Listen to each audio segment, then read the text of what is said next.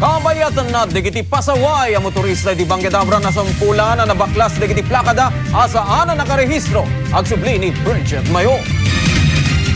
Naggegeddan anang iwaya ti aktual nga implementasyon ti linteg trapiko dagiti miyembro ti Philippine National Police itangal daw.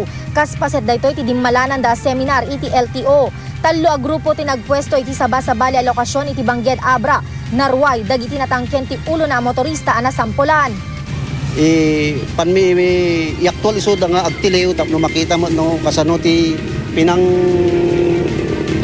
aprehenda pinangtiliw dati may sanga motor kuma kay so dito napaspasama makita mo aduti plaka lisensya nga natiltiliw.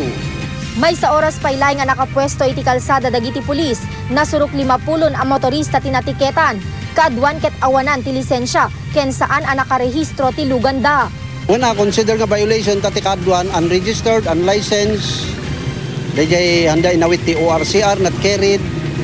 Kasi nga namin nga natiltilew, mapandan to, ijay to LTO ti pandapang tubusan. Kaadwan pa'y kadagiti aglablabsing ket dagiti estudyante. Marami to. Kapangkay ko may Wanda.